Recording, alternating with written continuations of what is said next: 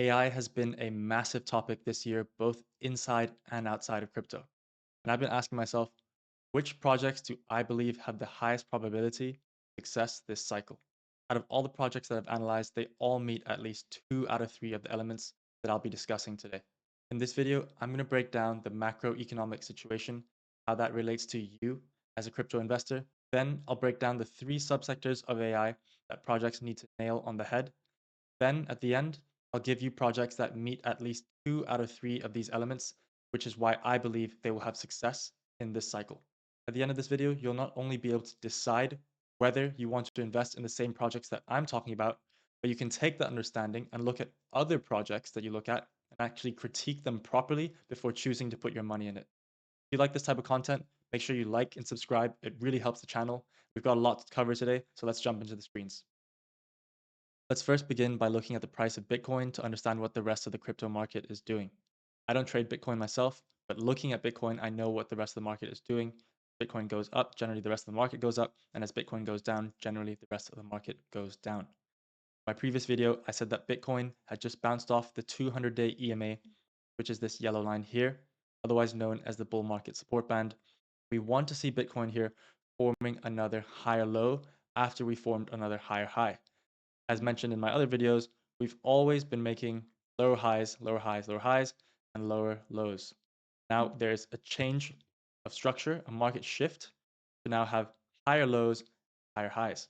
We can form a higher low here. We can start to go up and make upwards movement like that. Now to cover the macroeconomic situation, we knew that the Fed had an unemployment target rate of 4.4%.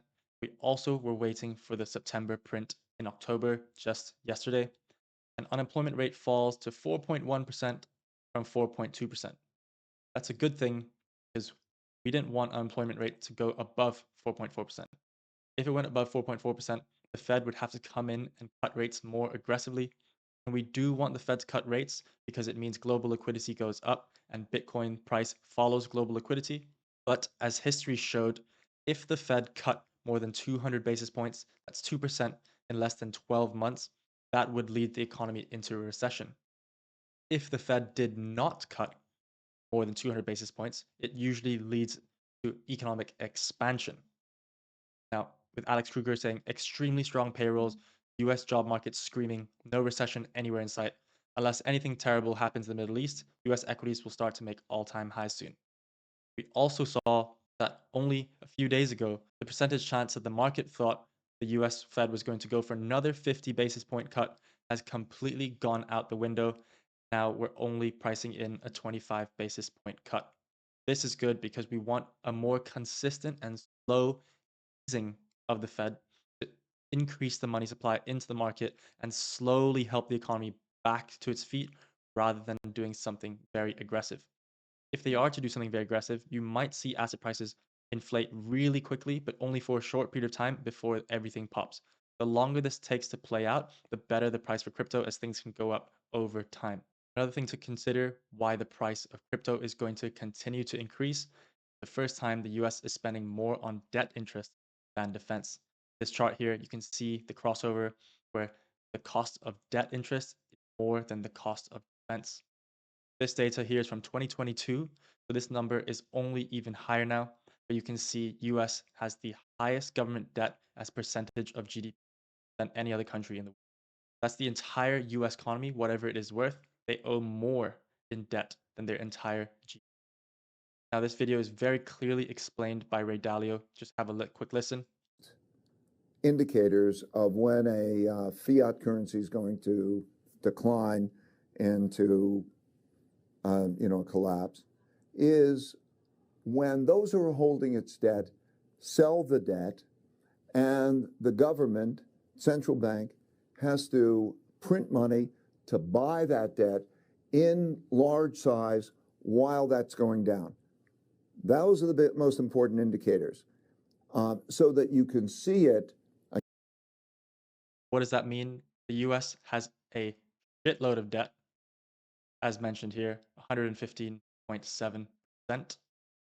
They need to repay that debt because their debt interests is more than their military spending for the first time ever in history.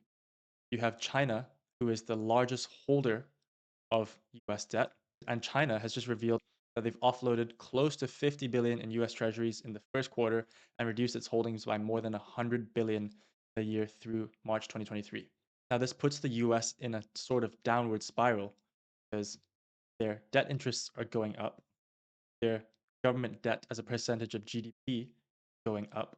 Other countries are selling their debt and they already need to make these debt payments that they can't afford to. But they also can't have other countries like China selling their debt. It will put too much supply of dollar on the market and the price of the US dollar will fall. So to stabilize that, they need to print more money to pay back that debt, print more money to buy back that debt off the open market. And it's just more money printing, more money printing, more money printing. And we know that when there's more money printing that's going on in the market, asset prices rise because people flee the dollar or flee cash to go into assets, hoping that the asset prices rise more in percentage than the debasement of the currency that is occurring. So either way you put it, whether China is dumping a lot of US debt or the US is printing more money to pay off their already existing debt or buy that debt off the market, plus the Fed cutting rates because they need to stimulate their own economy, and the US jobs report hopefully not rising too much to the point where the Fed needs to cut more aggressively. Either way, whether the economy has a soft landing or hard landing, at least we know that in the next 6 to 12 months, there's going to be a massive increase of money in the system. That's going to cause asset prices to rise. Whether that happens consistently and in a safe manner that the economy can sustain, that's another question to ask further down the line. Because if it doesn't occur, that's going to be a massive crash where all prices fall. But at least that's 6 to 12 months away, and we can always reassess our situation then. But no matter which way you look at it, which way you turn the page, every angle you look at it, we see that you need to be in assets that are going to protect you from the debasement of the currency. And we know that Bitcoin is the best asset for that. In terms of directional alignment with global liquidity, we see that Bitcoin has the highest level of directional alignment, which is that if global liquidity is going up, the correlation of Bitcoin to global liquidity going up or down is 83.2%. The next is the SPX at 81.2%. So the best asset you can be in is Bitcoin. But we also know that's if you're just looking at it a very large scale crypto point of view. We know that within the crypto industry itself, other assets move way, way more than Bitcoin in a bull market. Obviously, if it's in a bear market, you're going to protect your downside more by being in Bitcoin as it's a larger market cap. But as we're going to be in a bull run and we're already in one now, we want to be in the smaller assets that are going to move way more than Bitcoin, that are going to have way higher directional alignment with global liquidity in 12 months, and also protect you from what could potentially happen to the dollar or other assets around the world. My 6 reasons for why it's not a time to panic, and this is just a mid cycle correction, is Fed cutting rates next 12 months. We've already discussed that. Fed are going to move from QT to QE. So they're going to be expanding their balance sheet, adding more money into the economy by buying, let's say, government bonds. China's put in their $140 billion. It's actually 1 trillion yuan stimulus. S&P is very close to all-time high, has already broken new all-time highs. BTC about to reverse trend. We've already looked at that, already reverse trend, hopefully to form another higher low. And of course, retail is not fully back yet. A lot of people are panicking saying that, oh my God, October isn't happening because October is historically a very bullish month for crypto. But as Crown said, on average, Bitcoin hasn't seen the high until the third week of October. That's the 21st. And contrast to that, there are actually October lows generally within the first 7 to 10 days of October. So right now we're sitting on the 6th of October. We still got another 3 days of potential lows to take us to that high within the next 11 days after that. BlackRock also makes a presentation to investors on Bitcoin when these big, big funds start to introduce assets like Bitcoin. We already know that they've been accumulating this for a long time and they might think, okay, we've packed our bags, we have enough Bitcoin now. Now let's pump it to the rest of the market so that we can sell into it and make money. You can't control what the markets are going to do, but you can place yourself on the same sides as these large market makers because they are the ones who control the market. If you know what they're going to do and what's best for them, just do the same thing as them and ride the wave with them. Now, to cover the AI coins that I'm sure you are all here to watch, I told you that there are three subsectors of AI that these companies and projects need to hit on the head to have success. The first one is machine learning. All these AI projects, if you think about ChatGPT 4, they're all based on machine learning and supercomputers that can teach themselves and also learn pattern recognition. A lot of these projects will say, we can train your machine learning model to create a Telegram bot to go and type meme coins, or to build a game and 3D render a whole game by just giving us a couple lines of code. We'll go and create the rest of the game for you. Or you want us to build 1,000 trees and all the different trees look slightly different. Instead of making every tree again and again with one developer, which had to be done in previous game development, now you can use an AI piece of code to say, put 1,000 trees, put 1,000 flowers in different colors, and it can basically create a game super quickly, much faster than anything you've ever done in the past. Next one, all going to be about data storage. And I'm sure you've heard of the term DePIN before. I can't even spell it right now. DePIN. And DePIN is a decentralized physical infrastructure network. The same way that you have data storage centers with thousands and thousands of computers owned by Amazon, Facebook, Apple, these data storage centers are only accessible to these companies because they have billions of dollars to invest in their capital infrastructure. What about if I want to create an AI project? I don't have $1 billion to create a data storage center. A lot of these projects in the DePIN space are now saying, well, we have a set of 1,000 computers. Why don't you just rent it off us per hour? Then the next set of DePIN projects came that were even smarter, said, we don't even own 1,000 computers. We don't even own one computer, but we'll pay 1,000 people to upload their computer into a network in the cloud that is owned by us, like an Airbnb equivalent, owning assets or controlling assets that you don't actually own, and then turning around to the demand side, which is the customer, and saying, we have 1,000 computers. Why don't you rent them off us at an hourly basis? They're basically a middleman connecting the people who upload their computer to the cloud for CPU use or GPU use. CPU is going to be more about the computer processing power, the CPU computer processing unit, and GPU is the graphics processing unit. So CPU could be used for anything like machine learning, and GPUs could be used for anything that requires use of graphics, like creating trees in a game. The next one is going to be about privacy.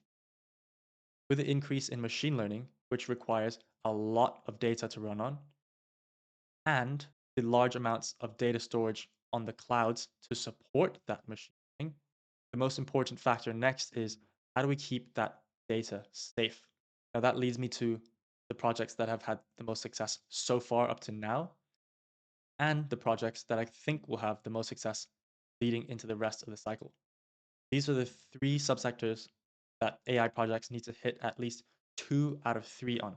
Some will be just hitting just one, and I think they can still do very well. But ones that hit at least 2 out of 3 or 3 out of 3 are setting themselves up for the most success. First one is Arweave. Arweave used to be known as the DePIN or data storage sector for NFTs. So in the last bull run, Arweave had a massive run up, did very well for itself when the Solana NFT season was going off because that's where all the NFTs were being stored on Arweave. But now they're repivoting into AI space and they're focusing a lot more on the machine learning, the supercomputer side. And they already have the data storage side. So with Arweave, they've got data storage and they're adding on machine learning. Next, Aether is what I just spoke about, where you can put your node into their system. Someone else can go and rent it. Aether, here you can see they both provide AI solutions and gaming solutions. If I have a computer that is only worth $200 and I want to play a game that has the best graphics in the whole world, obviously my computer is not able to support that. I don't have the best NVIDIA graphics card. What I can do is go and rent someone else's graphics card online to process all the graphics of the game and just feed it back to me to my screen via Wi-Fi so I can actually see the best pixelated version of that on my screen. and I'll just be paying on an hourly basis to rent that. Aether also has an annual recurring revenue of over 36 million. And a lot of these projects that come out are going to be saying, we are the future of AI. We will do this. We will do that. And it's all about what they will do in the future. But what you should judge a project on is what it is doing right now. If a project is actually being used and it is making money and it's profitable, that is the thing that you want the most because they can go and reinvest those profits, further redevelopment, hire the best people, hire smarter people, and push that project further along. If something is just talking about the future and has nothing to stand on right now, sure, that might sound good, but until they actually prove something right now, that's what you should base your opinions on. One thing you do need to consider with these projects, which are low float, high FDV, what does that mean? Low float means their current market cap is 230 million and their fully diluted market cap is 2.4 billion. So the FDV is just a function of the circulating supply. So right now, there's only 9.66% of Aether coins in circulation, and the market cap of that is 231 million. The circulating supply is just essentially how many Aether circulating times the price gives you that market cap. If there's a max supply of 42 billion, something like that, times the current price, it would mean the FDV is 2.4 billion. In a bear market, you don't want to hold these because over time, there's a vesting period of coins that are unlocked to the VCs or people who invested them at a seed round, which means that as people get new supply, they're just going to continue selling and selling.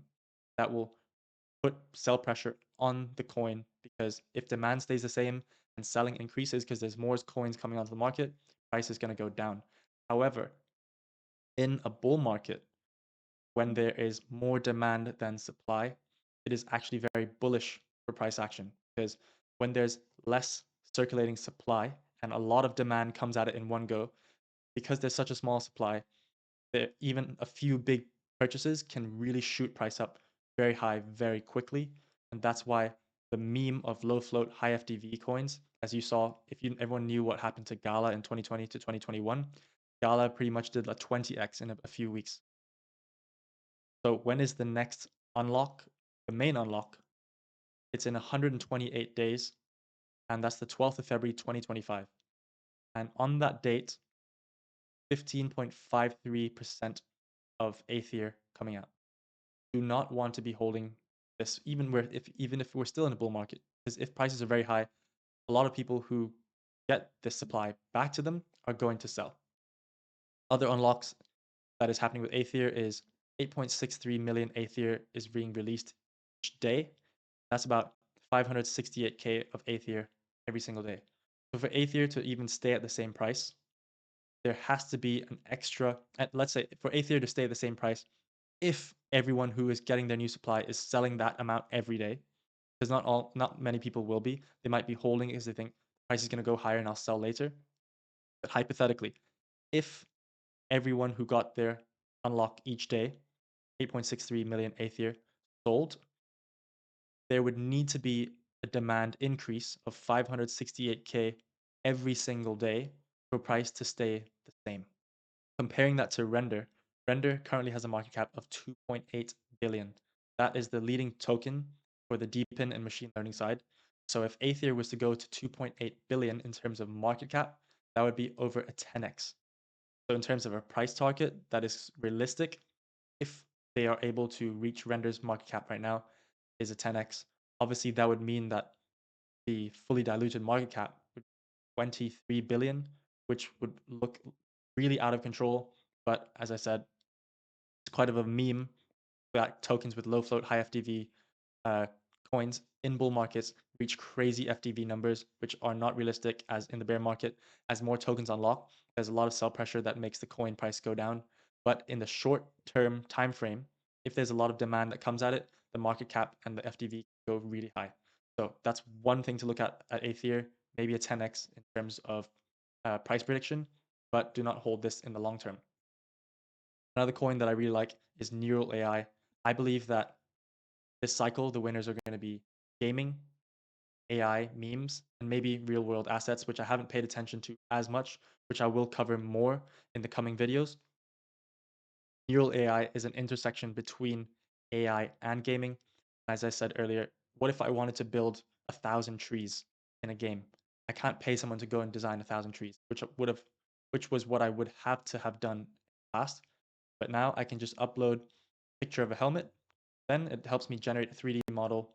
I can download the files and use them, and I can incorporate them into my existing workflow. Now I have a 3D rendered actual item that I can use in my games. AO is the next coin, currently valued at 520 million. As you can see, circulating supply and total supply is already fully diluted.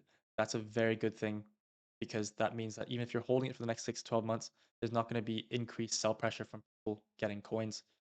AOs also takes 2 out of 3. They have AI compute, which is the machine learning side, and storage and DePIN, which is the data side. Another coin, OXO. OXO here, I really like because it takes the privacy side. OXO, just one of their functions is they have an anti-rug feature, which allows their machine learning side to learn what projects have done in the past. Let's say there's a meme coin that was about to rug a project, and just before they did, they transferred the majority of the supply of coins from their dev wallet and split it up into 20 other wallets to make it seem like it was those 20 wallets that were selling. That is one thing that OXO could recognize as pattern recognition of what projects do just before they rug. When that happens and that is triggered by their machine learning program, that would cause OXO to automatically make you sell all those coins and front run that project that is about to rug. So from what we've just covered, we've got Arweave, we've got Aether, we've got Neural AI and AOs, as well as OXO. There you have it. That's my take on the current macroeconomic situation. Why I think it's not a time to panic, that in the next 6 to 12 months, we're still set to do very well. Interested to see what you think of my video. Maybe you have a different understanding of what makes an AI project successful or what makes other projects successful. Let me know in the comments, and I'll see you in the next video.